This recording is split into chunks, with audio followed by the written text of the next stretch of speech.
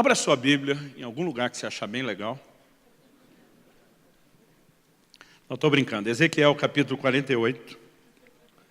Eu tive que explicar que estou brincando, que parece que alguns começaram a folhear a Bíblia mesmo. Naquela expectativa de Deus vai falar personalizado. Ezequiel capítulo 48.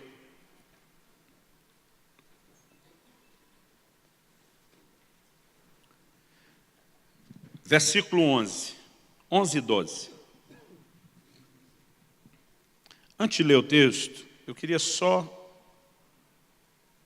explicar como eu pretendo fazer o que nós vamos fazer aqui hoje. Eu não sei você, eu acho interessante de vez em quando estou assistindo um filme, começa uma cena muito interessante, que chama atenção, deixa você não só interessado, preso, curioso, e de repente aquela cena para e entra uma legenda. Tanto tempo antes, ele está te avisando, nós vamos contar toda uma história para você entender como é que chegou aqui. Mas a gente quer que você vá assistindo o desenvolvimento da história com uma coisa em mente. Vai terminar desse jeito. Eu vou tentar usar esse estilo de comunicação aqui hoje. Eu vou começar lendo um texto que aponta o lugar onde nós queremos chegar, para depois construir toda uma história. E na construção dessa história, eu não vou respeitar a ordem cronológica. Eu vou voltar até onde faz sentido uma linha de raciocínio. E daqui a pouco eu vou voltar na história um pouco mais. E daqui a pouco um pouco mais. Até que você entenda um padrão em toda a Escritura. Então você não pode dar uma pescada e uma dormida no meio do caminho. Você não pode checar seu WhatsApp ou rede social, porque senão você vai perder a linha de raciocínio. Eu preciso que você fique comigo. Eu sei que eu estou falando a um público maduro, tanto no sentido de entendimento da palavra, como doutrinário, mas ainda assim, eu gostaria que você fosse ligando os pontos e que a gente pudesse construir juntos esse quebra-cabeça hoje. Pode ser? Ezequiel 48, 11 e 12. O texto diz, será para os sacerdotes santificados. Repita comigo, sacerdotes santificados. Será para os sacerdotes santificados, para os filhos de Zadok, que cumpriram o seu dever e não se desviaram como fizeram os levitas, quando os filhos de Israel se desviaram. Será uma região especial dentro da região sagrada, um lugar santíssimo, fazendo limites com a porção dos levitas.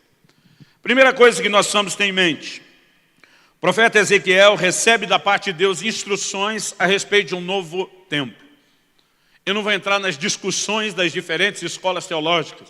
Alguns acreditavam que era o novo templo que Esdras reconstruiria. Alguns acreditam em alguma menção ou inferência escatológica. Eu quero dizer, isso não importa. Deus está dando instruções sobre um novo templo. O templo anterior de Salomão foi destruído antes do exílio de Babilônia. E agora, no final do exílio, Deus está sinalizando um tempo de restauração. E ao dar detalhes sobre o que seria a casa, como ela funcionaria, o Senhor faz menção do que nós podemos chamar aqui de uma região sagrada. O versículo 10 começa falando dessa região sagrada. Era uma área, um terreno à volta do templo, que seria destinado à tribo de Levi. Mas dentro da região sagrada, Deus fala de um outro lugar, que o versículo 12 classifica como uma região especial dentro da região sagrada. Pensa no condomínio nobre, no melhor lugar para se morar e para se viver. Deus diz, essa área eu vou separá-la a um grupo específico. Não é apenas uma área destinada aos sacerdotes. Eu vou destinar isso a um grupo dentro dos sacerdotes. E Deus se refere a esse grupo como sendo os sacerdotes santificados. Ele também nos dá informação de que esses sacerdotes santificados eram filhos, eram da linhagem, eram da descendência de Zadok. E essa informação também é muito importante. A Bíblia diz que eles cumpriram seu dever e não se desviaram como fizeram todos os demais levitas. O que nós temos aqui nessa linhagem é uma espécie de remanescente, de um grupo que honrou ao Senhor com um posicionamento de integridade, de santidade, de caráter. E agora Deus olha para esses sacerdotes que Ele mesmo adjetiva e classifica como sacerdotes santificados. Ele diz, eu tenho uma herança especial reservada para vocês. E a partir disso, que eu quero estabelecer o trilho no qual nós vamos nos mover, e é desse versículo que eu quero tirar o tema da minha mensagem hoje, que é a herança dos santificados. Deus tem uma herança especial para todos aqueles que o honram com uma postura de santificação, de entrega, de consagração, de rendição, que manifestam o que nós podemos chamar e classificar aí de um compromisso profundo. Mas para que a gente entenda quem é esse grupo, eu acredito que a gente precisa construir a história toda de como a coisa chegou a esse ponto. E nós vamos não ao início, nós vamos ao ponto que nos interessa agora, para que a gente entenda quem era essa linhagem que a Bíblia chama de os filhos de Zadok. Eu quero que você volte comigo lá no primeiro livro de Samuel, no capítulo 2. Primeiro livro de Samuel, capítulo 2. E eu quero que a gente dê uma olhadinha do versículo 27 até o 36. O texto diz assim: um homem de Deus veio a Eli e disse: assim diz o Senhor, por acaso não me manifestei à casa de seu pai, quando os israelitas ainda estavam no Egito, na casa de Faraó? Eu escolhi dentre todas as tribos de Israel para ser o meu sacerdote, para subir ao meu altar, para queimar o incenso e para usar a estola sacerdotal diante de mim. E dei à casa de seu pai todas as ofertas queimadas dos filhos de Israel.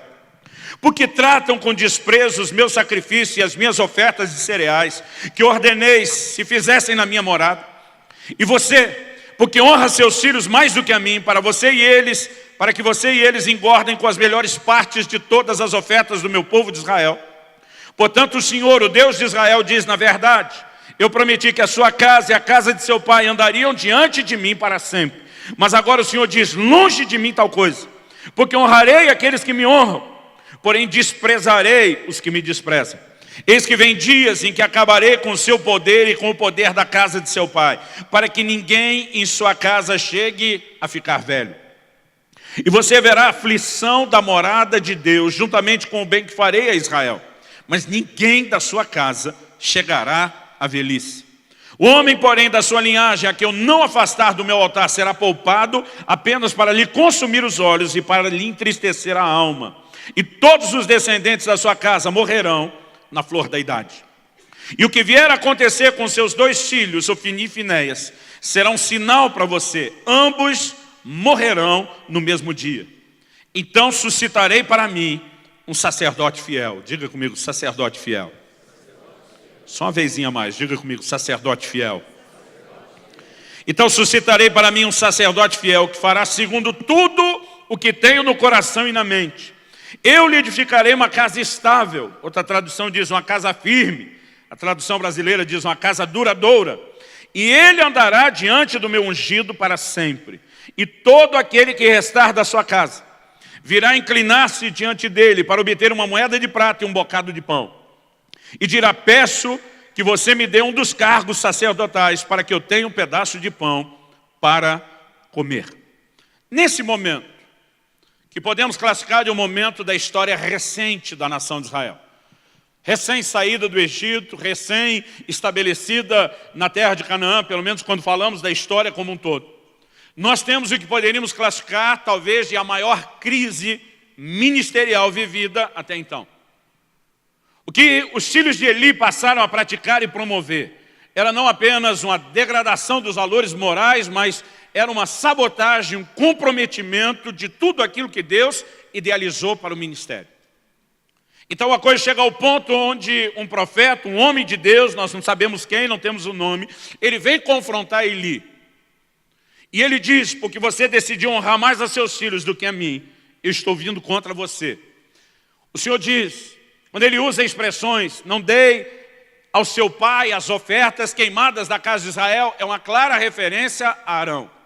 Porque é a partir de Arão que nós temos a regulamentação do ministério, a regulamentação do sacerdócio.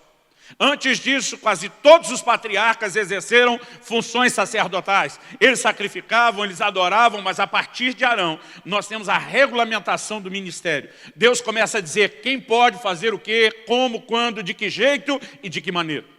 E aqui Deus se dirige a Eli dizendo: eu prometi ao seu pai, o primeiro de todos os sacerdotes, que a coisa seria assim. Mas agora eu estou olhando na sua cara para dizer: é ruim que você vai ter o direito de esperar que as coisas se cumpram do jeito que eu prometi a Arão. É como se Deus estivesse dizendo, você não se qualifica para estar debaixo da promessa que eu fiz. E diz, eu vou arrancar o seu braço da casa do seu pai. A tradução que eu estou usando, a Nova Almeida atualizada, ela diz, vou tirar o seu poder. Mas Deus estava dizendo dessa ramificação de linhagem, eu estou arrancando você e todos os seus descendentes. Antes de arrancá-los, eu quero que você saiba que eu não vou permitir que quase nenhum de vocês viva a longevidade ou chegue à velhice. E isso vai ser a evidência clara de que há um juízo meu contra você e a sua linhagem. Eu vou arrancar todo mundo. E quem não morrer à flor da idade, vai mendigar fora do ministério. Aqui nós temos uma palavra de juízo que é anunciada por um Deus que espera que os seus padrões morais sejam cumpridos pelos seus ministros. E quando vê a coisa se afastar do padrão que estabeleceu, ele não pode simplesmente olhar e dizer, vou tolerar ou vou permanecer de acordo com vocês. Esse Deus que estabeleceu os padrões para o ministério é o Deus que zela pelo fato de eles serem ou não serem mantidos e julga quando esses princípios ou esses padrões são desprezados. Mas Deus não diz, eu vou julgar você apenas. Não se trata apenas de uma vingança pessoal. O Senhor diz, quando eu arrancar você, eu vou levantar um sacerdote fiel. Alguém que preencha os requisitos que eu tenho desejado desde o início dessa ideia de ministério apresentada nas Escrituras. E eu e você precisamos entender o que é essa promessa de um sacerdote fiel. Mas antes de chegar nela, vamos tratar do juízo da casa de Eli, porque isso tudo é parte de um trilho que vai nos ajudar a entender e compreender o que são esses sacerdotes santificados depois. A partir dessa palavra liberada, o juízo de Deus vem. Já no capítulo 4, a arca de Deus é perdida na batalha contra os filisteus e por ocasião em que a arca é perdida, chega a notícia para Eli. Seus 2 filhos morreram, era o primeiro sinal que o Senhor disse. Morreram no mesmo dia, morreram na mesma batalha. Apesar de, aparentemente, Eli sofrer mais a perda da arca do que dos filhos, a tragédia se instalou. Com a notícia da perda da arca, ele cai da cadeira. A Bíblia diz que ele já era velho e, além de idoso, era alguém muito pesado. Na queda, ele quebra o pescoço e morre. Além da sua morte, da morte dos seus 2 filhos antes da dele, sua nora, quando recebe a notícia da perda do marido, entra em trabalho de parto e na hora de dar à luz, ela também morre. A morte se instala nessa família, mas a coisa não terminou, só começou. E à medida que você segue a leitura de 1 Samuel, pode ser que a mente divague um pouco, porque entram outros elementos na história. Nós temos a chegada de Saul, nós temos a entrada de Davi na história, mas enquanto a Bíblia vai falando de cada um desses personagens que nós conhecemos tanto, ela vai desenvolvendo a mesma história. Em 1 Samuel, no capítulo 22, nós temos um momento onde Davi já está sendo perseguido por Saul. E quando foge, a Bíblia nos relata que ele passou na casa de Deus e pediu ao sacerdote Aimeleque que consultasse ao Senhor em favor dele. Aimeleque não só consulta ao Senhor, mas entrega provisão para a viagem, dando o pão da proposição. Entrega também a ele a espada de Golias, porque Davi saiu fugido com pressa, está desarmado, e aparentemente aquela arma era guardada como um troféu de conquista na casa de Deus. E nesse dia a Bíblia diz que um dos servos de Saul, um edomita chamado Doeg, viu a movimentação e a passagem de Davi. Então nós chegamos em 1 Samuel 22, e Saul está aborrecidíssimo. Ele chama os seus homens principais do exército, e ele começa o confronto. Ele diz, eu sou o último a saber de tudo. Meu filho faz aliança com Davi, vocês estão sabendo disso e eu não fico sabendo de nada. E agora ninguém de vocês quer me entregar qual é o paradeiro de Davi. Aí ele começa o aperto e a manipulação. Vocês acham que quando Davi assumiu o trono, vocês vão ficar nos cargos de confiança? Vocês acham que as vinhas que eu dei a vocês, todos os benefícios vão ser preservados? Em outras palavras, Saul está dizendo, se eu cair, vocês caem tudo junto, bando de mané. E pensa num discurso motivador. Doeg levanta e diz, pois é, eu vi Davi consultando ao Senhor através de Aimeleque. E aí Saul consegue suas primeiras pistas. Ele diz, manda chamar Aimeleque e toda a casa de seu pai. E o sacerdote chega. Quando o sacerdote chega, Saul começa a acusá-lo de estar de mãos dadas com Davi. Aimeleque tenta se defender quase como quem diz, tu está maluco, rei. O homem é o seu genro, o homem da sua confiança, é quem lidera os seus exércitos. Como é que eu ia suspeitar de algum problema entre vocês? Não houve justificativa que parasse a fúria de Saul. Saul dá uma ordem que todos aqueles que estavam com Ameleque fossem executados. A Bíblia diz que os servos de Saul tiveram medo, temor de tocar nos homens de Deus. O verso 19 diz, então o rei disse a Doeg, o mesmo edomita que tinha dado com a língua nos dentes, volve-se você e mate os sacerdotes. Então Doeg, o edomita, se voltou, investiu contra os sacerdotes, e naquele dia ele matou 85 homens que vestiam estola sacerdotal de linho. Não só Ameleque, toda a sua casa, 85 homens, uma chacina. Mas não bastasse isso, o verso 19 diz, também a Nobe, cidade desses sacerdotes, passou a fio de espada. Matou homens e mulheres, meninos e crianças de peito, bois, jumentos e ovelhas. Não bastasse os 85 sacerdotes, uma cidade sacerdotal inteira, Nobe, foi executada. Homens, mulheres, crianças, animais, todo mundo foi executado.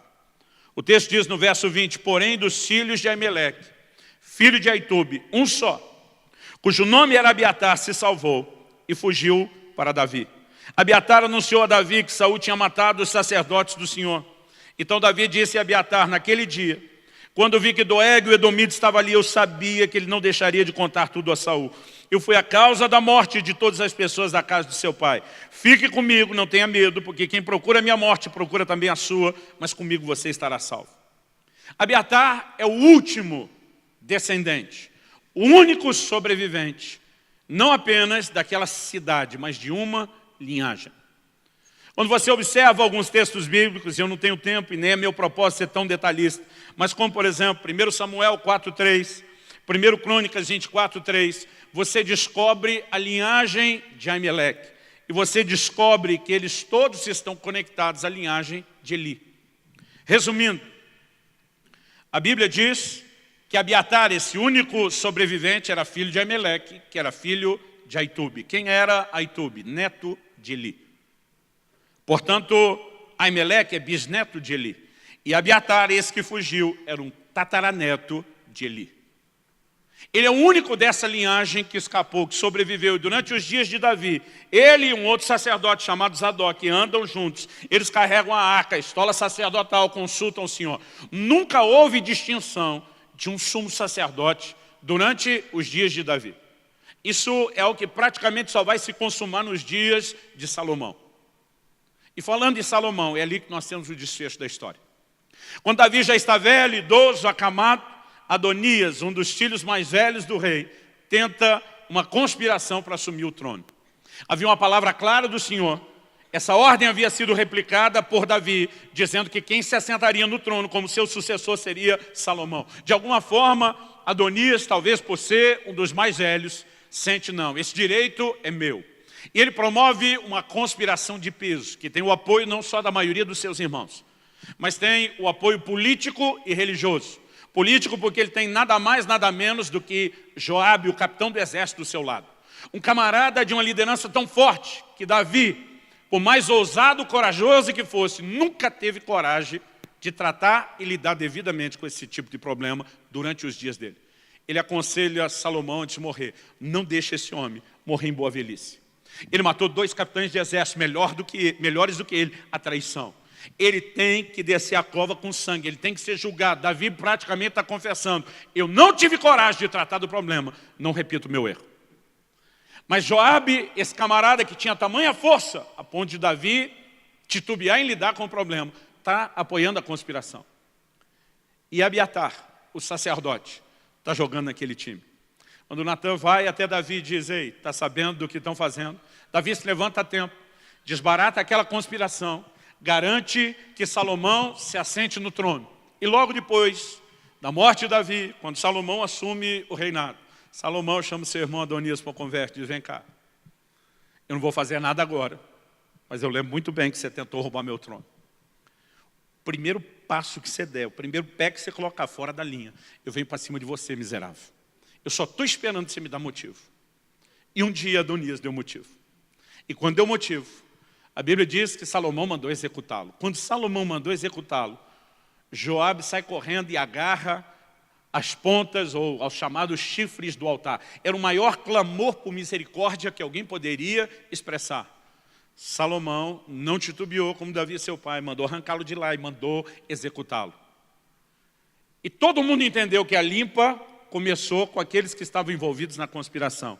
É nesse momento que 1 de Reis, capítulo 2, se você puder, abre lá comigo, nos fala do que Salomão decidiu fazer com Abiatar, um dos que apoiou a conspiração. Primeiro livro de Reis, capítulo 2, versos 26 e 27.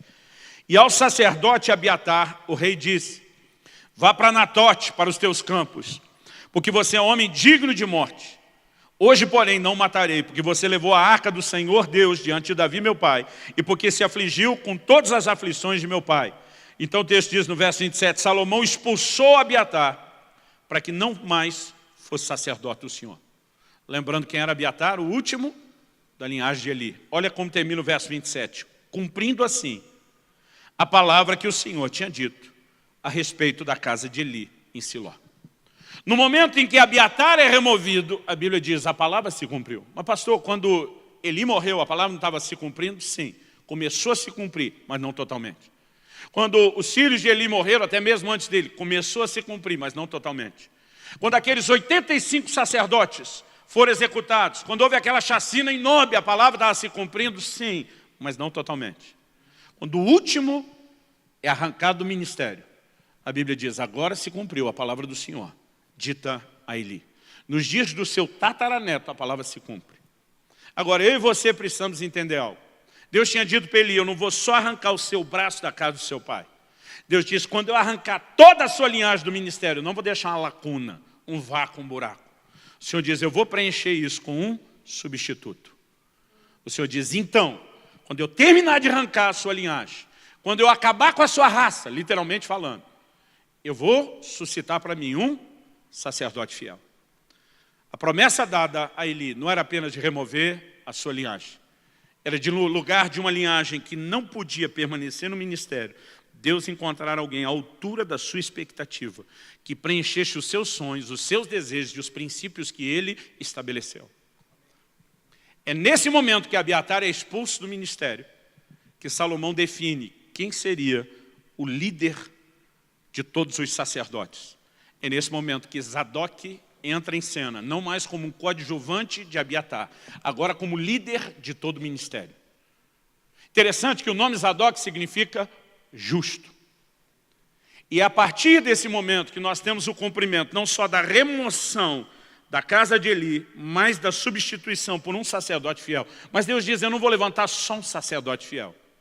O Senhor diz, a partir dele, eu vou lhe edificar uma casa firme, uma casa estável. Esse termo na Bíblia sempre fala de continuidade geracional. E quando nós chegamos no ápice, no auge da apostasia da nação de Israel, quando Deus diz, não teve um levita que sobrou, não teve um que permaneceu fiel, o Senhor diz, a linhagem de Zadok ainda me honrou e permaneceu fiel. O que nos mostra que não apenas Zadok foi fiel nos seus dias, na sua geração, mas que a partir dele, de fato, Deus pôde construir e edificar o que ele chamou e classificou de uma casa firme. Então essa cena do nosso desfecho, ela tem uma construção que não pode ser ignorada. Mas para que a gente entenda a palavra de juízo que Deus traz sobre Eli, na verdade, a gente precisa ter um entendimento um pouquinho maior das expectativas de Deus em relação aos seus ministros, de alguns padrões estabelecidos por Deus. Então, apesar de ter voltado dos dias do período pós-exílio até antes de Samuel, nos dias de Eli, eu quero que a gente volte um pouquinho mais na história. Eu quero que você abra a sua Bíblia comigo em Números 25.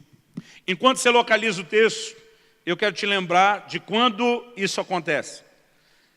Durante o êxodo de Israel do Egito rumo à terra prometida. A Bíblia diz que depois de conquistarem alguns reinos, o rei de Moabe fica apavorado com aquela imensidão, com aquele mar de gente. A Bíblia diz que só dos homens puxavam da espada, de 20 anos de idade para cima, listado do exército. Eram 600 mil homens de guerra. Agora faça você as contas. Se você der para cada um deles só uma mulher e 3 filhos, o que tanto uma coisa como outra é uma média mais do que generosa para a época. Se você der só para cada um deles só uma mulher, normalmente ou mais, e só 3 filhos, você tem famílias de 5. Se você multiplicar as famílias de 5 pelos 600 mil, você tem 3 milhões de pessoas, uma Curitiba e meia, andando no deserto. Alguns acreditam que esses números podem ser maiores, é difícil dizer. Qualquer coisa além dos 600 mil é especulação. Mas a maioria dos estudiosos concordam que essa conta de uma mulher e 3 filhos, ela é bem razoável e bem abaixo da expectativa. Era um mar de gente. A Bíblia diz que Balaque, rei dos Moabitas, contrata Balaão para amaldiçoar o povo. Ele sobe em 4 montes distintos e em nenhum deles ele vê o fim do arraial, o fim do acampamento. Era muita gente.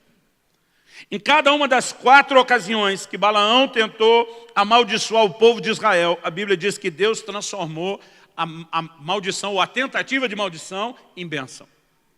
Balaque fica aborrecidíssimo e diz, eu te contratei para amaldiçoar, você está abençoando. Balaque diz, não dá para amaldiçoar o povo a quem Deus abençoou. Aí Balaque ameaça, você vai perder o prêmio. E o Novo Testamento é quem nos informa que Balaão amou o prêmio da injustiça. Ele não podia perder o prêmio. Ele vai pensar, raciocinar o que é que pode ser feito. Eu fico tentando especular aqui na minha mente o tipo de conversa que os dois podem ter tido. Balaque ameaçando, não vai ganhar nada, vai perder o prêmio. Eu fico imaginando Balaão do outro lado, velho, tu tá maluco? Quem protege esse povo é a maior força do universo. Os caras estão protegidos por nada mais, nada menos do que a maior força do universo. Quem vai vencer essa maior força do universo? Não dá para tocar neles. Problema seu, vai perder o prêmio. Eu vou me deixar pensar um pouco. Daqui a pouco Balaão volta com a ideia. É só em Números 31, 16 que nós vamos descobrir que o que aconteceu aqui em Números 25 foi conselho de Balaão. Aliás, o conselho de Balaão é uma coisa tão sutil, tão forte, que no livro do Apocalipse, na carta às igrejas da Ásia, Jesus faz menção de uma réplica na vida espiritual do tal do conselho de Balaão. O que me faz acreditar que isso é muito mais do que conselho e sugestão de Balaão. Eu acredito que isso foi um fermento maligno na mente e no coração de Balaão. Mas Balaão volta para o Balaque e diz, estava aqui pensando, se não dá para nós tocar o povo com Deus defendendo, porque Deus é a maior força do universo, aí imagina o Balaque interrompendo ele, deixa a gente na mesa. Ele diz, pois é, deixa eu terminar. Se não dá para tocar o povo, que Deus que os defende é uma força intransponível, o que a gente tem que fazer é tentar mudar Deus de lado.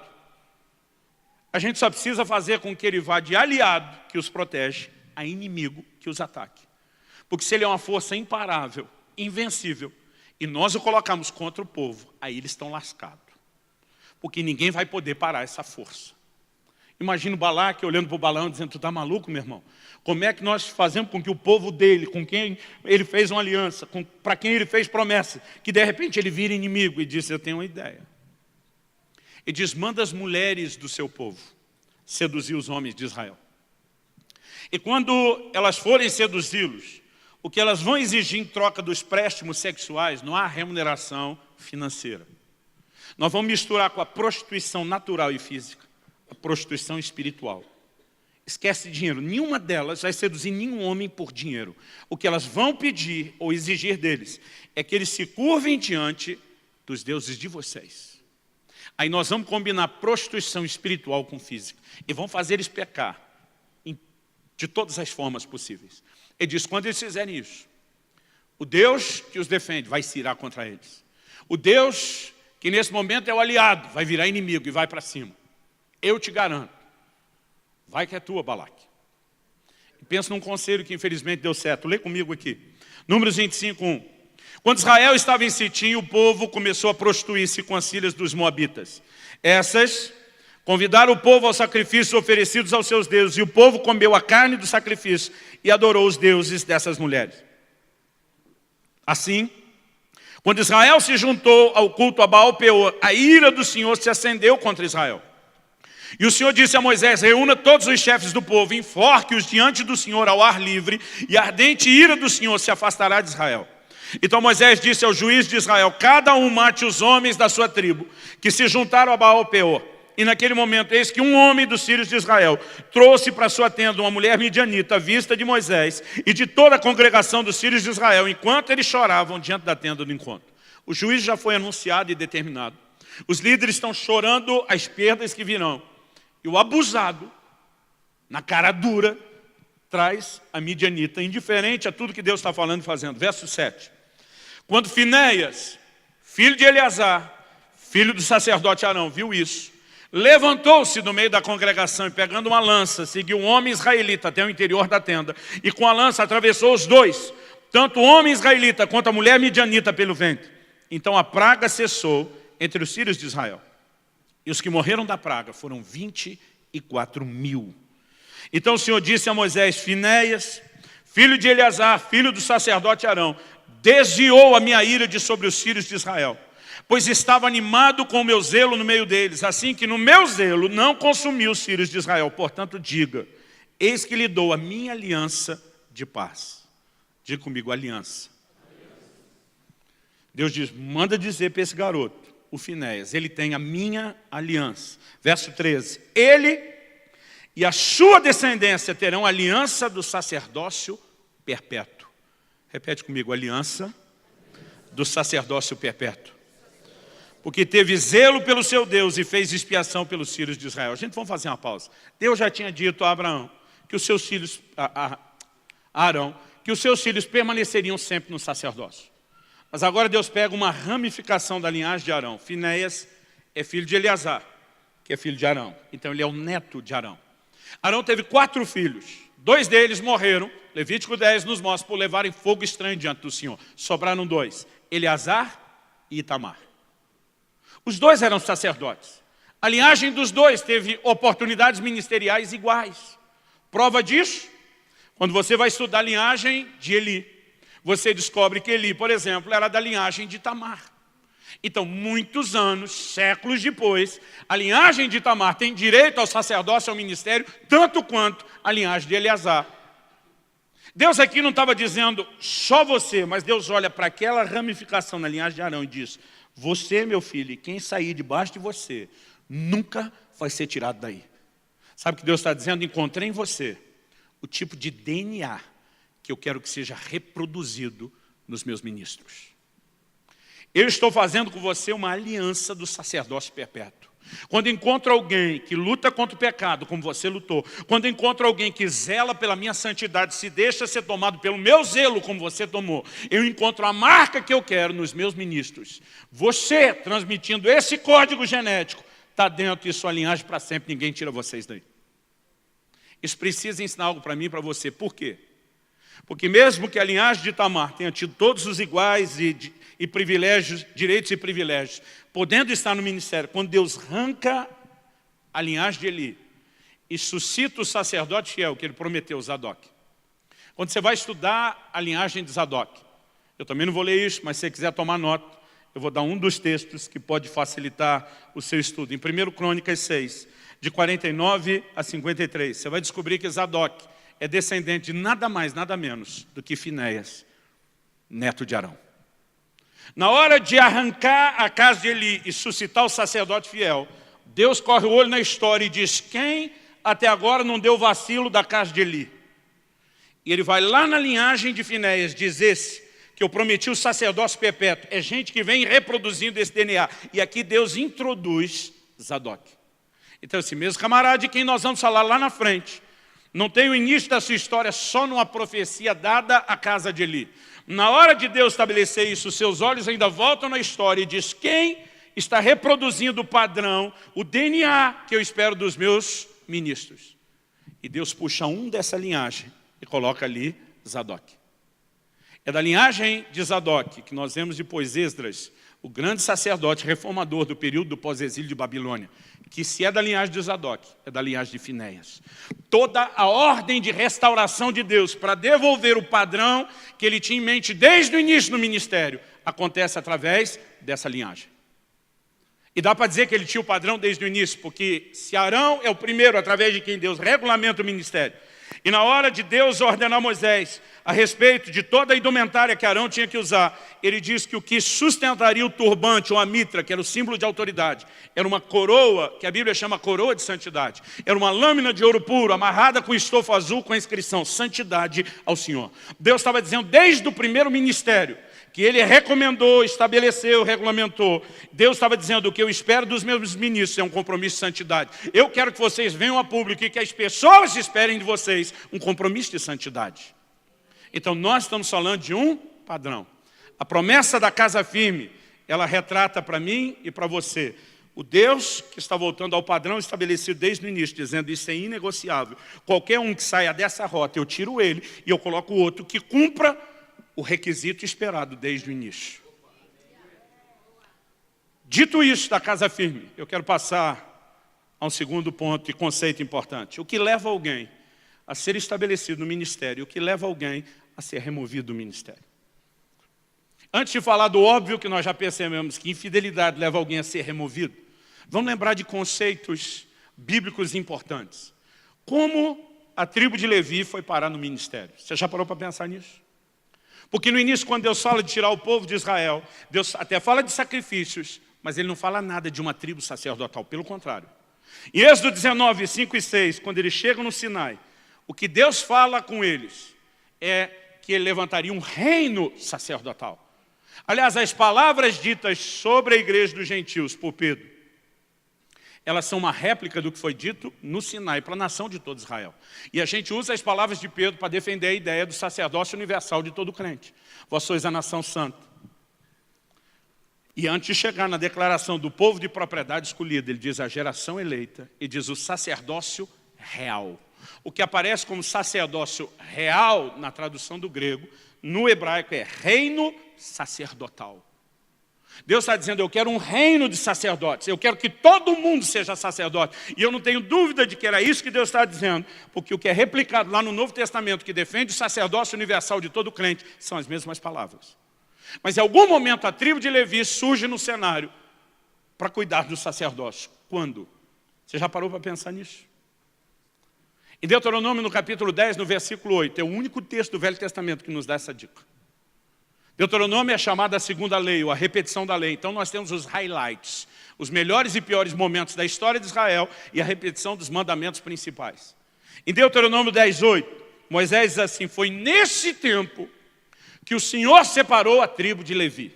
Pergunta, que tempo é esse? É só você olhar o discurso. O discurso dele engloba a primeira e a segunda subida ao Sinai, onde ele passa 40 dias recebendo de Deus os mandamentos. Porque quando desce na primeira, ele quebra os mandamentos e teve que subir a segunda. Ele está falando do período que envolve da primeira até a segunda. E ele diz, foi nesse tempo que Deus separou a tribo de Levi. O que é que aconteceu nesse tempo para que Deus separasse a tribo de Levi? Vá comigo para Êxodo, capítulo 32, verso 25. Quando Moisés desce do monte, a Bíblia diz que o povo havia perdido o controle. A maior parte das versões diz que o povo estava desenfreado, sem freio. A Nova Almeida atualizada diz, Êxodo 32, 25, quando Moisés viu que o povo estava sem controle, pois Arão tinha deixado a solta para a vergonha no meio dos seus inimigos, pôs-se em pé a entrada do arraial. Vamos fazer uma pausa. Primeiro, o povo está sem controle, desenfreado, imparável. Isso significa o quê? Que Moisés tentou controlar, tentou parar. Como não obteve sucesso em interromper, o que às vezes eu brinco de ser um dos primeiros carnavais da história, a Bíblia diz que ele vai à entrada do arraial. Se a gente olhar para aquela porta ali, por onde a grande maioria de vocês entrou, a maioria de nós olhou para ela como porta de entrada quando chegou. Agora que você está aqui dentro, ela será sua porta de saída. O que eu estou tentando dizer, além do óbvio? Que ela delimita quem está dentro, quem está fora. Quando a Bíblia diz que Moisés vai à entrada, a entrada é para quem chega, não para quem está dentro. Para quem está dentro é saída. Ele vai para o lado de fora, do limite do arraial de Israel, como se ele fosse um forasteiro chegando. E do lado de fora dessa risca, quando ele sai dos termos, daquilo que delimita o acampamento, do lado de fora ele dá um grito para quem está do lado de dentro. O que é que ele grita do lado de fora para quem está de dentro? Quem é do Senhor, vem até mim. O que Moisés está dizendo? Eu não consegui parar quem está aí dentro. Então quem tem um compromisso com Deus, sai daí e vem para o lado de fora. Na minha cabeça eu imagino o Moisés pegando a vara dele, fazendo a risca no chão. E diz, quem é pelo Senhor, vem para o lado de cá. Quem foi que se uniu a Moisés? Olha o que diz aí o texto. Verso 26. Então se juntaram a ele quem? Todos os filhos de Levi. Não alguns, não a maioria, todos. Inclusive o cabeção do Arão, que tinha feito o bezerro de ouro. Aos quais ele disse, agora aos filhos de Levi, assim diz o Senhor, o Deus de Israel, cada um põe a espada na cintura, passem e tornem a passar pelo arraial de porta em porta, e cada um mate o seu irmão, o seu amigo e o seu vizinho. E os filhos de Levi fizeram segundo a palavra de Moisés. E naquele dia morreram uns 3.000 homens. Imagino que a conversa foi mais ou menos assim, gente, que eu vou pedir para vocês. Vai ser tenso, vai ser pesado, vai ser difícil, vai ser trágico, doloroso. Mas vocês têm que decidir do lado de quem vocês estão. Se vocês vão se posicionar pelo Senhor, ou se vocês vão ficar do lado de familiares, amigos e vizinhos. Olha o último versículo aí, o verso 29. Pois Moisés tinha dito, consagrem-se hoje ao Senhor, cada um contra seu filho, cada um contra o seu irmão, para que hoje Deus lhes conceda uma bênção.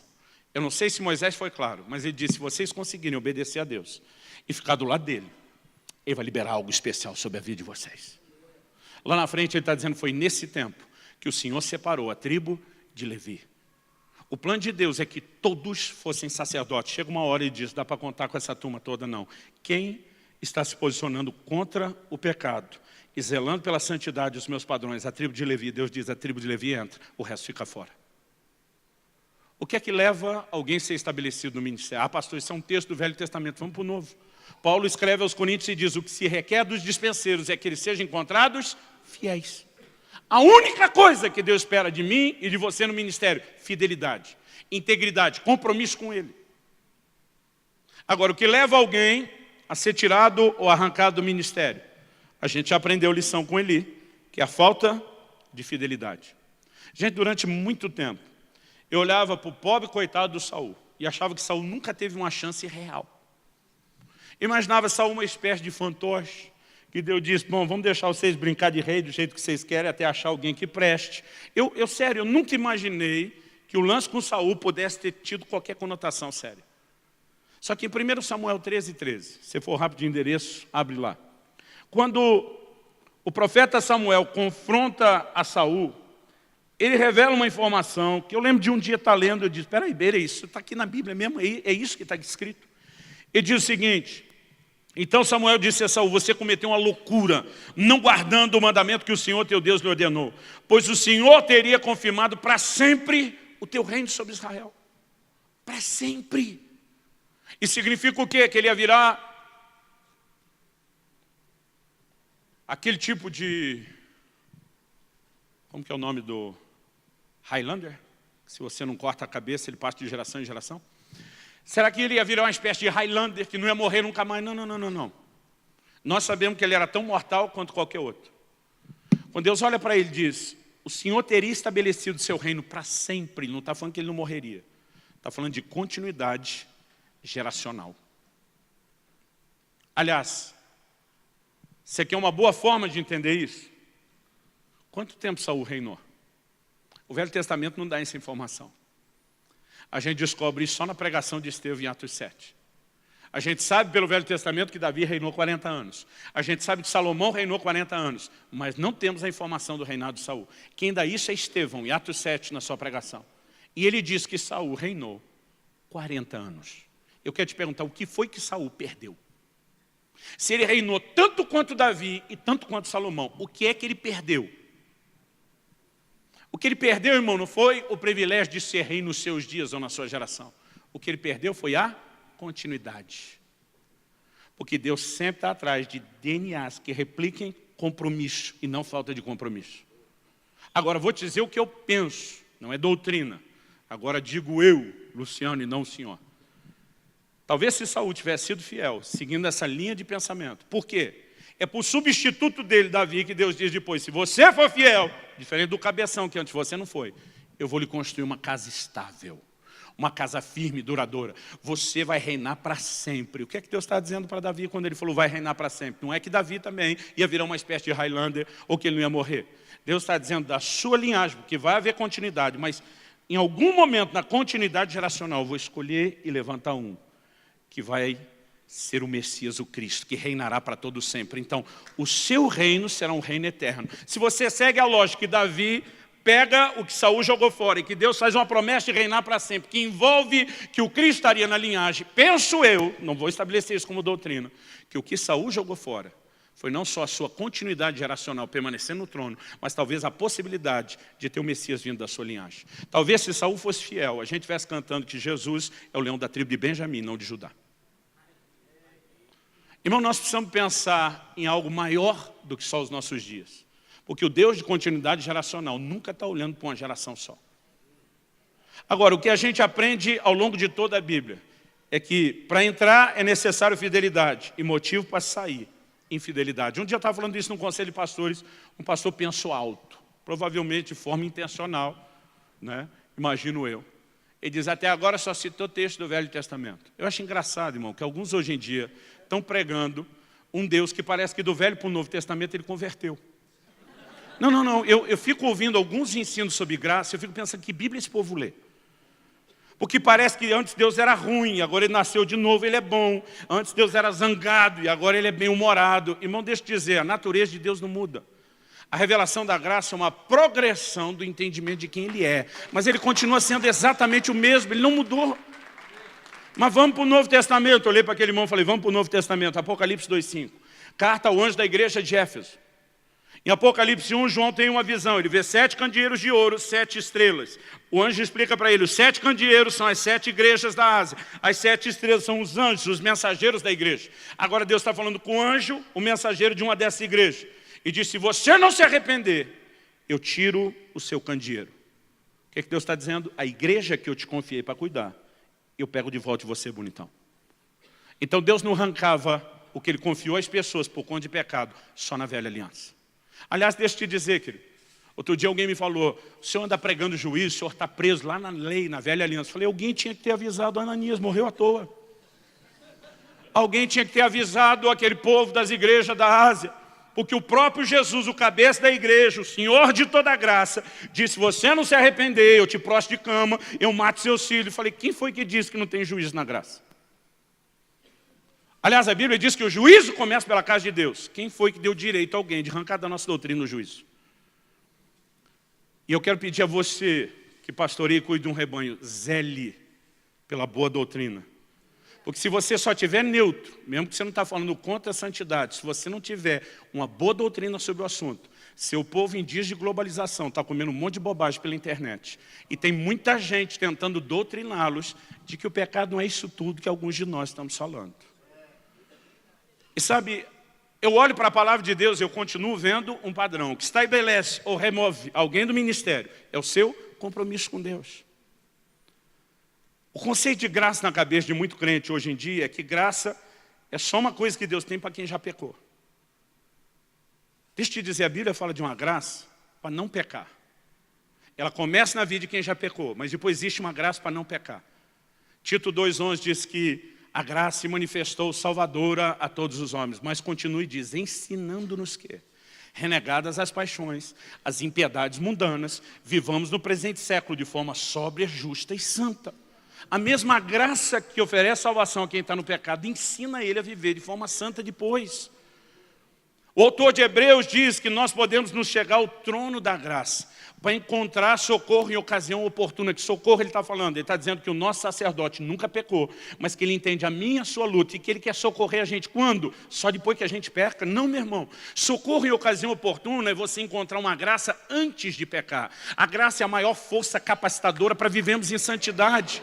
Mas fizeram da graça uma complacência para o pecado. É quase como se, na doutrina de alguns, Deus hoje em dia estivesse dizendo, já que eu não posso mudar, que eu não tenho poder de te transformar, eu sento do seu lado, choro com você a sua miséria e digo, eu te entendo e deixo para lá.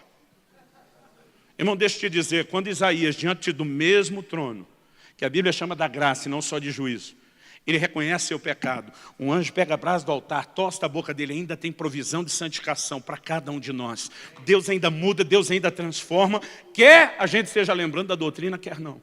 Isso não pode ser comprometido. Para terminar, o bom de você emprestar a igreja é que você exige quanto tempo você prega. Estou brincando. Para terminar, então nós falamos primeiro da promessa de uma casa firme, que engloba Zadok sendo levantado como sacerdote fiel, e esse camarada aqui lá na frente ainda tem a sua casa vivendo o mesmo nível de compromisso.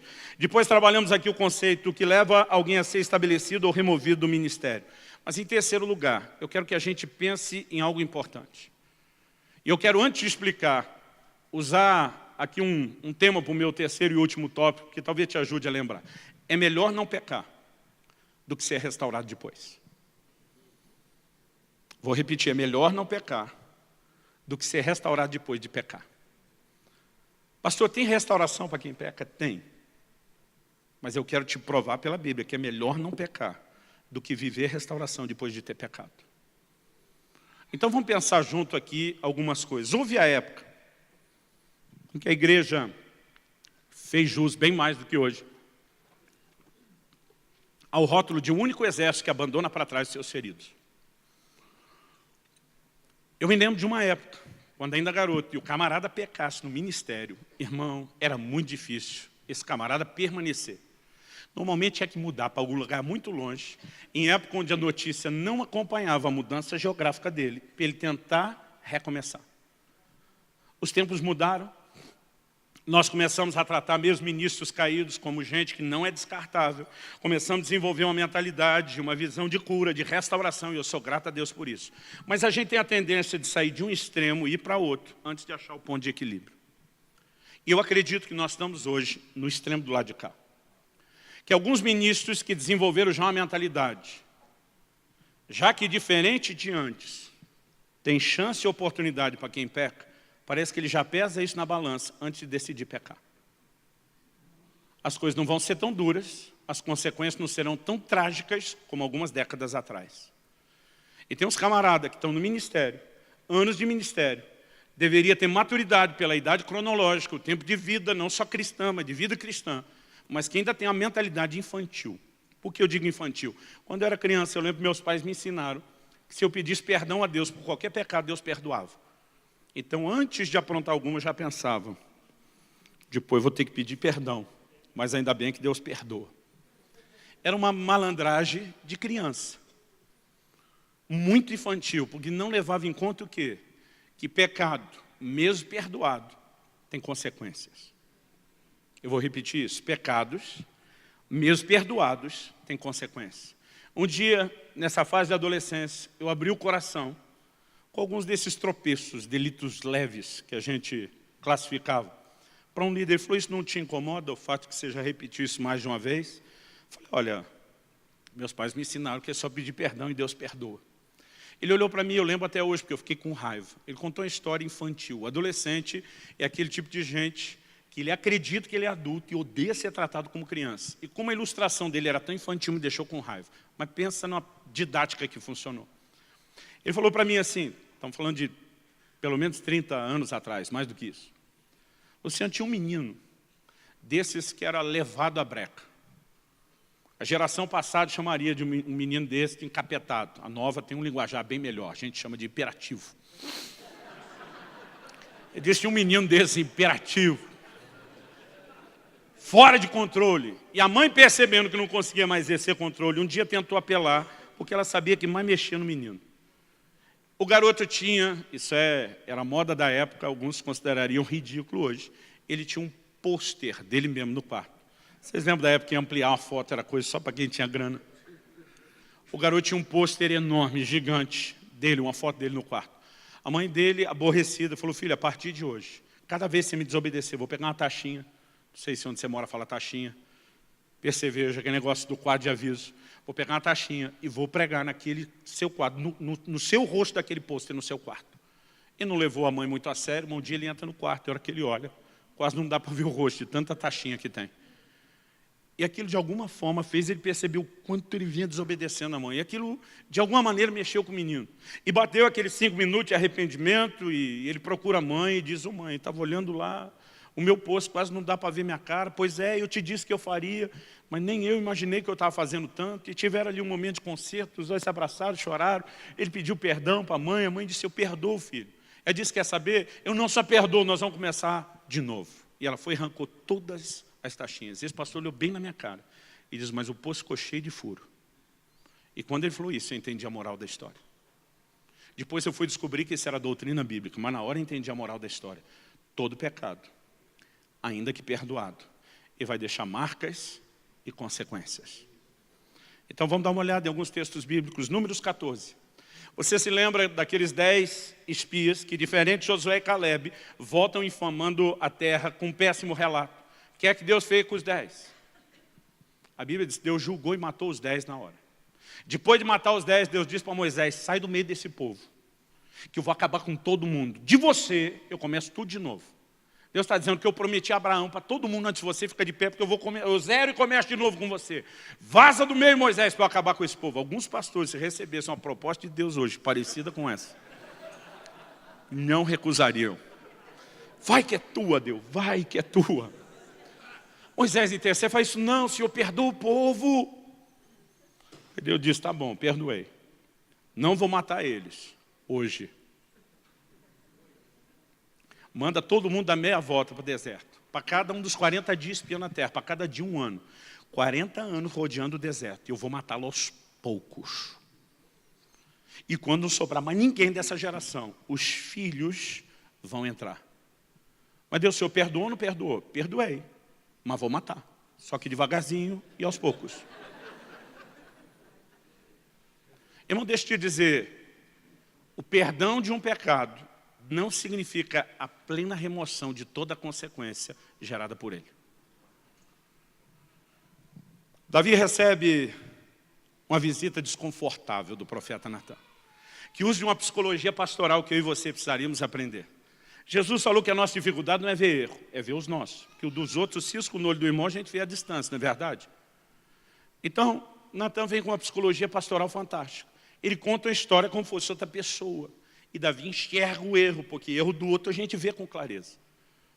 E sem que soubesse que estava falando de si, achando que era de outro, Davi sentencia esse homem à morte. O decreto real foi liberado. Esse homem tem que morrer. Eu fico tentando imaginar a cara de Natan. Talvez pelo meu temperamento eu faria uma cara bem cínica. Pois é, velho. Eu não sei como foi. Eu não sei se ele gritou, eu não sei se ele falou rindo, eu não sei se ele chorou, mas ele diz, o homem é você. E a hora que ele fala isso, a ficha cai, e junto com a ficha cai a casa de Davi.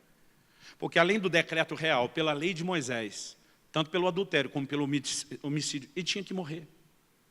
Agora, o que nós temos no Velho Testamento, nós podemos chamar de uma janela de graça. O profeta olha para ele e diz, Deus perdoa o seu pecado, você não vai morrer. Só que antes de dar tempo de Davi engatar aquele glória que o crente gosta de dar, Natan diz, mas a espada dos amonitas que você usou contra Urias jamais se apartará da sua casa. Irmão, a vida e a família de Davi, com o perdão da palavra, viram um inferno depois desse dia. Mas o que você fez com a mulher do cara escondido, vão fazer com as suas à luz do dia. Nas minhas contas, pelo menos 11 anos se passaram. Antes que Absalão armasse uma tenda na frente do palácio real e possuísse todas as concubinas de Davi diante de todo o povo. Talvez nesses 11 anos, em algum momento, Davi olhava para trás e disse, deu nada não, me safei. Mas em algum momento, a colheita chegou. Aí Natan olha para ele e fala o que mais doeu, Davi, mas a criança gerada dessa relação pecaminosa vai morrer. Davi diz, aí não, Deus. Ele prostra, fica 7 dias prostrado no chão, sem comer nem beber, dizendo, a criança não. E Deus olhando e dizendo, vai morrer, vai morrer, vai morrer. E morreu. Mas o pecado não foi perdoado? Foi. Isso não significa que você não vai ter consequências. Ah, pastor, isso tudo é do Velho Testamento, vamos para o Novo. Livro de Atos. Se converte um camarada que seria o maior ensinador da graça e da justificação de todos os tempos, Paulo. Esse camarada está tão impactado com a conversão que fica 3 dias trancado, sem comer nem beber, num quarto. E aí o Senhor Jesus aparece para Ananias e diz, Ananias, leva uma mensagem lá para o Paulo. E Ananias chega e diz, Paulo, Deus me deu umas palavras proféticas top para você, meu irmão. Tu vai ter um ministério internacional para os gentios. Paulo, glória a Deus. Você vai ter acesso aos reis. Você vai transitar no meio das autoridades. Glória a Deus. Ele também mandou dizer um negocinho aí para você aqui. O quê? Um negocinho de nada aí. Falou ele, repete. Tá bom, Paulo. Ele mandou dizer, eu te mostrarei o quanto importa padecer pelo meu nome. Perseguiu a igreja, não foi? Está perdoado. Mas vai ver o que é bom. Vai colher o que plantou. Paulo ganhou naquele dia o dom do para-raio. Onde ele vai, irmão? Onde ele vai? Confusão, perseguição. Alguém disse, não, isso aí foi o espinho na carne que Deus explicou depois, irmão. Muito antes de explicar o espinho na carne. Ele disse, você vai ver o que é bom. E ele começa a experimentar isso desde o início da conversão. Eu não consigo achar ninguém na Bíblia que foi tão perseguido como Paulo. Mas é o mesmo que foi quem mais perseguiu. Irmão, algumas vezes a gente mistura as doutrinas de uma graça que não tem a ver com mérito, a ponto de querer anular o que a Bíblia fala de semeadura e ceifa. O mesmo Novo Testamento que ensina a graça diz de Deus não se zomba. Tudo que o homem semear, isso também ceifará. Ele está falando para os crentes, quem semeia na carne, da carne colhe corrupção.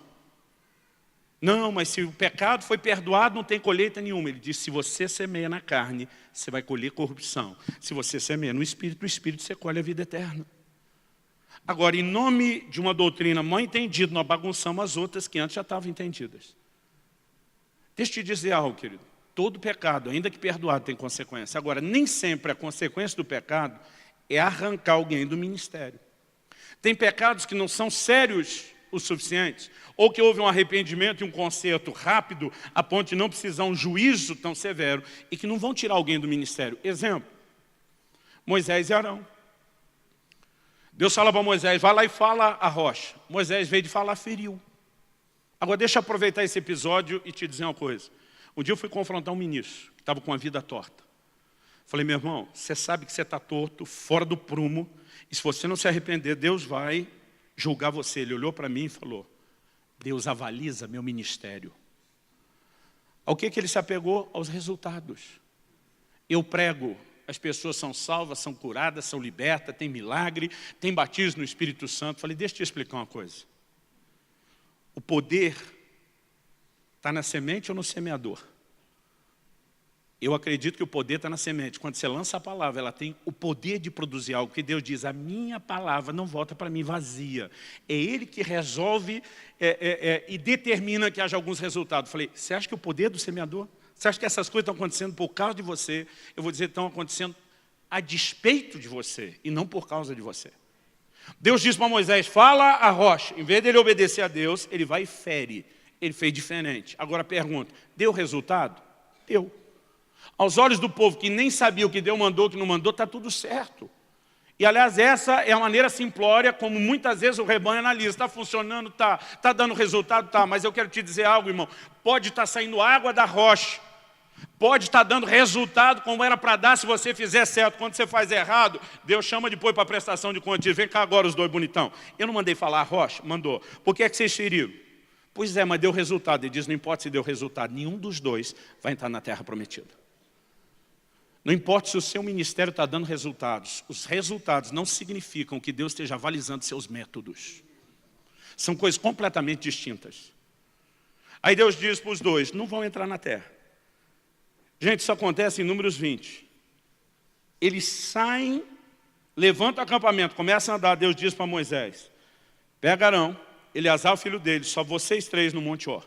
Tira as vestes de Arão, transfere para Eleazar, nomeia ele o sucessor. E vocês dois descem, Arão fica, vai ser recolhido. Porque eles estão no limiar da terra. Deus diz, não vai entrar. Aí desce os dois. Aí nós temos Números 21, o episódio das serpentes abrasadoras, 22, 23, 24, 25. O episódio de Balaão com Balaque. A gente pula o 26. Pela quantidade de capítulos parece muito tempo, mas não foi. No 27, Deus diz para Moisés, agora é sua vez. Sobe o Monte Nebo. Sobe lá no Abarim. E aí Deus diz para Moisés, olha a terra, durante muito tempo eu achei que Deus deu para Moisés foi um bônus, você pelo menos vai ver. Hoje em dia eu me questiono se Deus deu um bônus, ou disse, olha só o que é que você perdeu, cabeção. Não é sério, gente. Eu fico imaginando o que é mostrar para alguém que prometeu, está vendo? Não vai ganhar. Eu fico me perguntando se isso foi bônus, ou se foi um nível de cobrança ainda maior. Se a Bíblia diz, a quem muito for dado, muito será cobrado, ainda é uma lógica a ser mantida depois, com Moisés e Arão, eu penso que não foi diferente. E diz, olha o que é que você perdeu, mané. Perdeu o playboy. Olha, só olha, porque entrar você não vai entrar não. Muitas vezes o nosso pecado não é o suficiente para nos remover do ministério, mas ele pode diminuir a herança. Quem está entendendo, diga amém. Então vamos terminar onde a gente começou, no Cílio de Zadok. Volto para o livro de Ezequiel, dessa vez no capítulo 44. E no versículo 10, ainda mantendo a lógica de que pecados, mesmo perdoados, têm consequências, não necessariamente a ponto de remover do ministério, mas às vezes para diminuir a herança.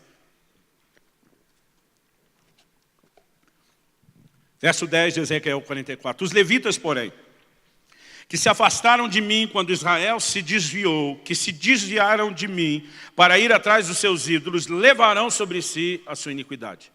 Isso significa que não foram perdoados? Não. O texto vai nos mostrar que não é isso.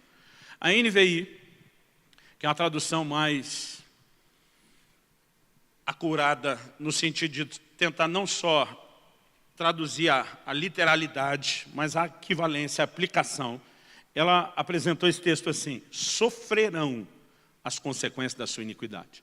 Pastor, é isso que diz o original? Não, mas o todo nos mostra que essa é a mensagem. 11. Contudo, eles poderão servir no meu santuário como guardas dos portões ministros do templo. Se não tivesse perdão, irmão, não iam ser usados para nada no ministério. Eles matarão os animais do holocausto, do sacrifício para o povo, estarão diante do povo para o servir. Mas, 12, porque serviram o povo na presença dos seus ídolos e puseram diante da casa de Israel um tropeço que os levou a cair em iniquidade. Por isso jurei a respeito deles, diz o Senhor, que levarão sobre si a sua iniquidade, ou sofrerão as consequências da sua iniquidade. 13, quais serão as consequências?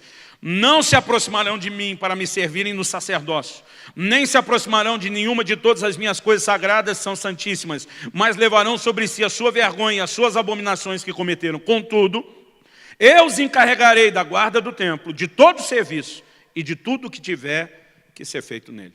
Em outras palavras, Deus rebaixou esses sacerdotes à função de meros levitas.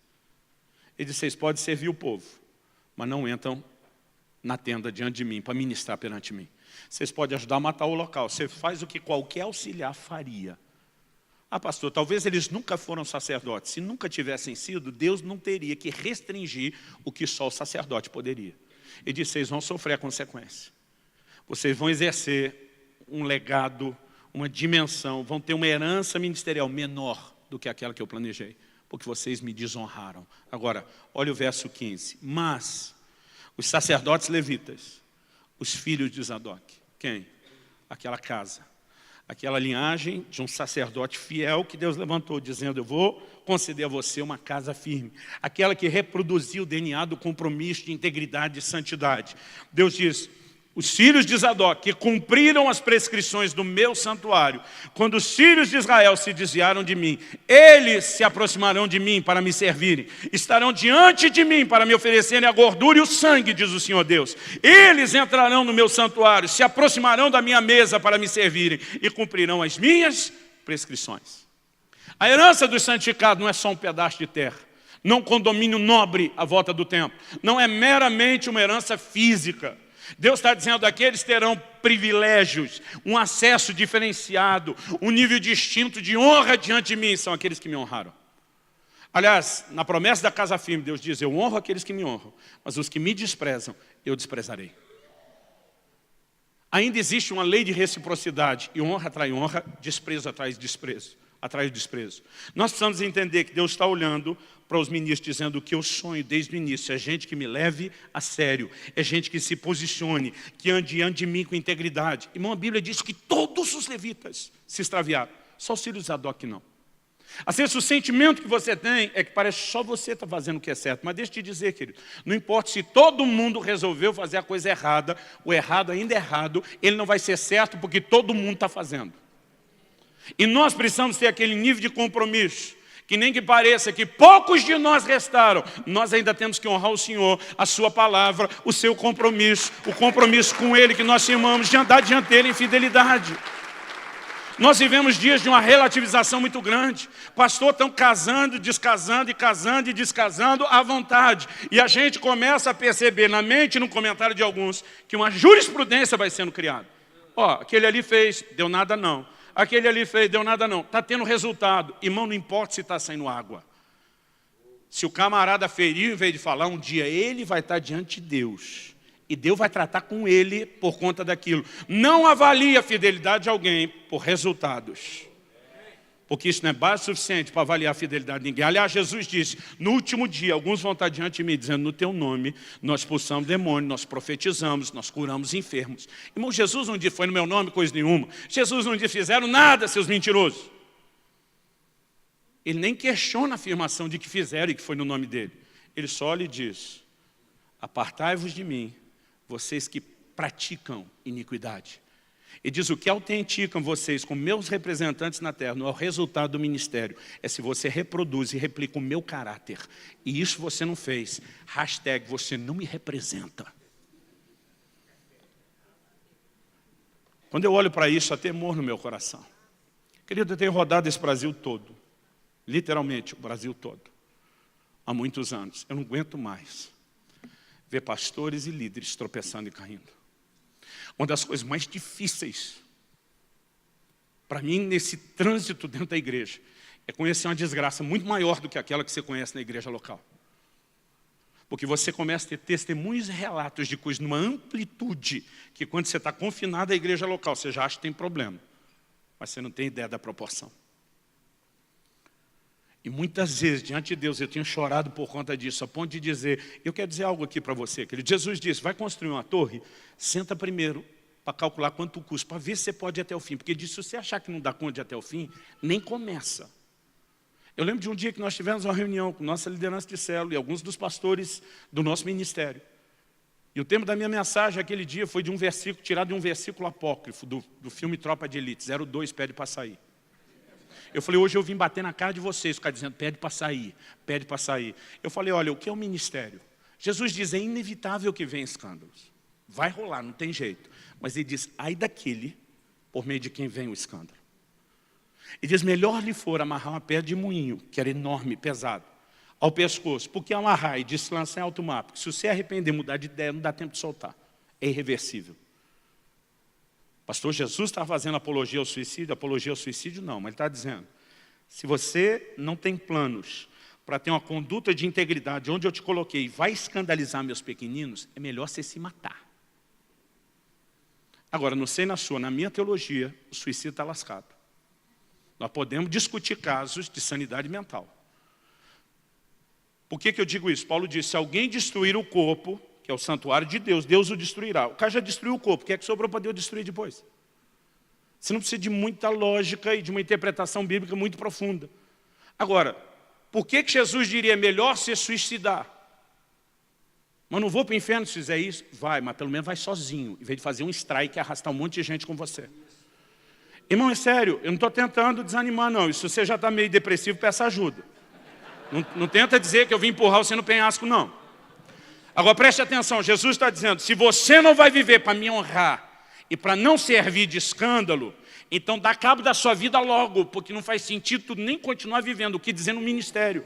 Se você acha, irmão, que não consegue ficar firme até o fim, vaza, entrega o cargo, vai abrir uma mercearia, vai fazer outra coisa. Mas se você quer ser ministro, tem que andar no padrão estabelecido por Deus, e há graça para isso, há recurso para isso. O que nós não podemos é negligenciar tudo que Ele dá, ignorar o padrão e depois ainda servir de escândalo para muitos outros. Meu coração tem doído e muitas vezes chorando eu tenho dito para Deus, Senhor, se o Senhor, que é o Deus presciente e onisciente, sabe que a corda vai romper para o meu lado, sabe que em algum momento eu vou vacilar, eu lhe imploro, me leva antes. Porque se for para te desonrar, não vale a pena viver. Se for para te desonrar, não vale a pena ter mais anos de vida nessa terra. Alguém outro dia falou para mim, você ora desse jeito porque quer morrer? Eu falei, não, eu quero lembrar pelo que se vale a pena viver. Cada vez que eu oro assim, eu fico me lembrando de pelo que se vale a pena viver. Eu não vim aqui te apontar o dedo, eu não vim aqui te jogar pedra. Mas sabe, querido, é um grito do coração de Deus. Não é o meu clamor a você, é um grito do coração de Deus. Eu quero ministros que reproduzam a minha natureza de santidade nessa terra, que sejam sérios, que sejam confiáveis. A liderança ainda é baseada no exemplo. A nova geração jogou fora da igreja a disciplina, não tem mais disciplina. Por quê? Porque na doutrina errada da geração atual, eles acham que disciplina é punição.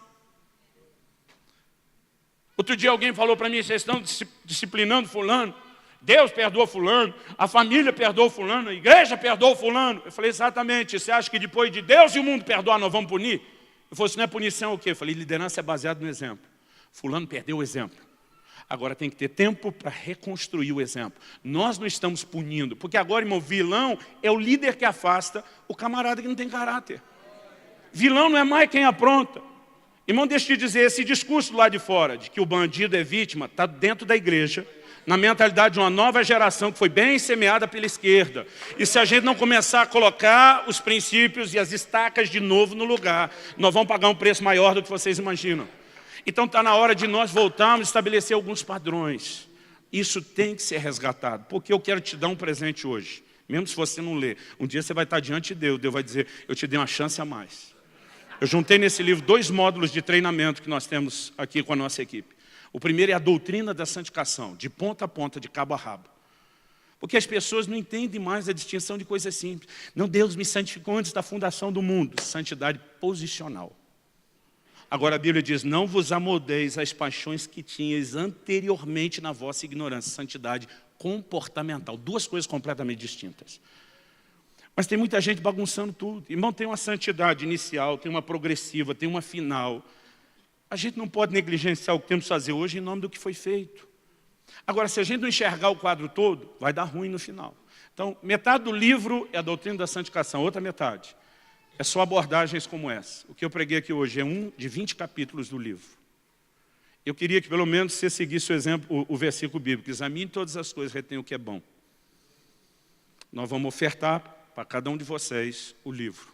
Se você vai ler ou não, é com você. Eu espero que se você entendeu que o que você ouviu hoje é importante. Essa mensagem, há 10 anos atrás, vocês começaram uma conferência chamada Casa de Zadok.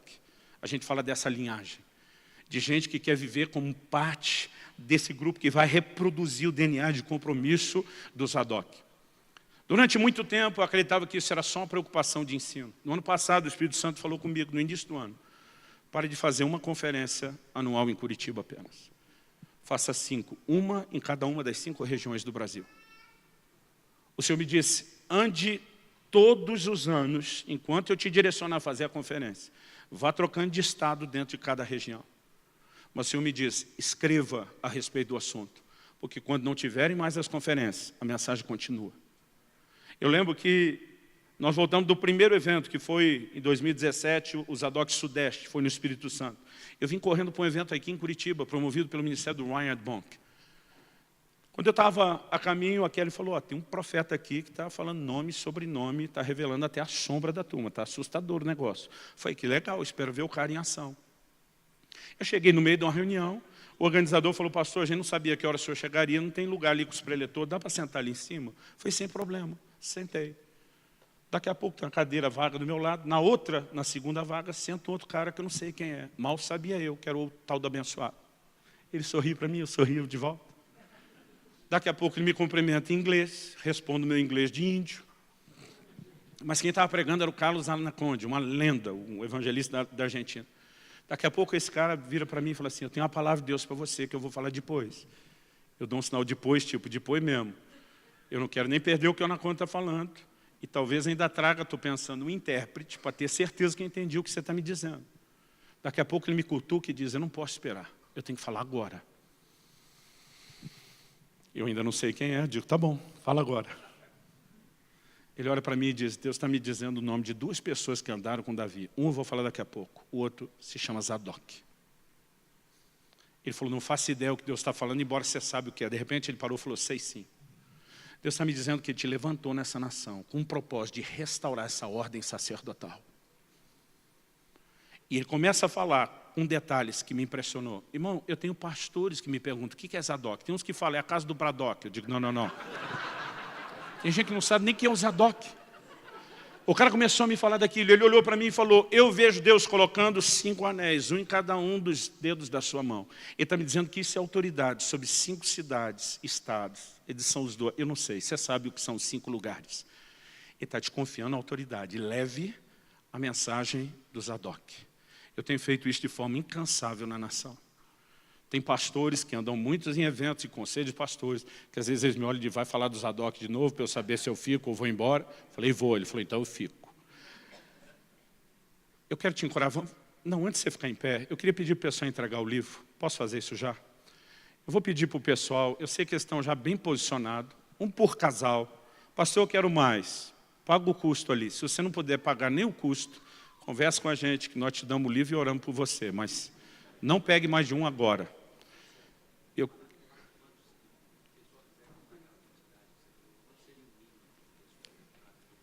Samuel está pedindo para eu falar sobre a quantidade.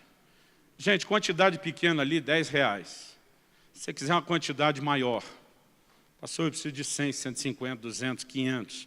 Nós vamos te fazer a R$7, que é o nosso custo, com frete incluso para a maioria do Brasil. Tem lugares que nós estamos bancando a diferença, subsidiando.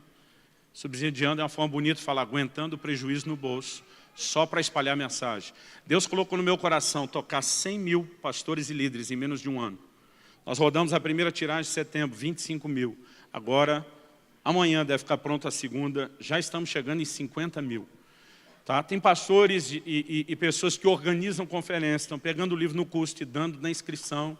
O povo não precisa saber o quanto você pagou. O que eu quero é espalhar a mensagem. Agora, se você falar, eu tenho amigos pedindo 1.000. Eu digo, com 1.000 a gente personaliza a contracapa. Bota logo da igreja junto, bota uma recomendação sua. Se você quiser uma quantidade maior, você fala comigo.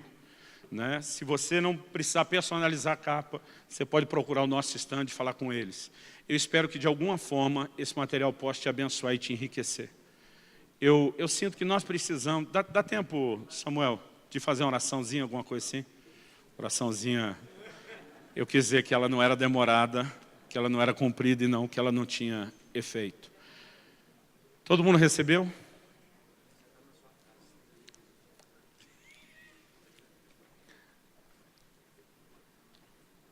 Todo mundo recebeu?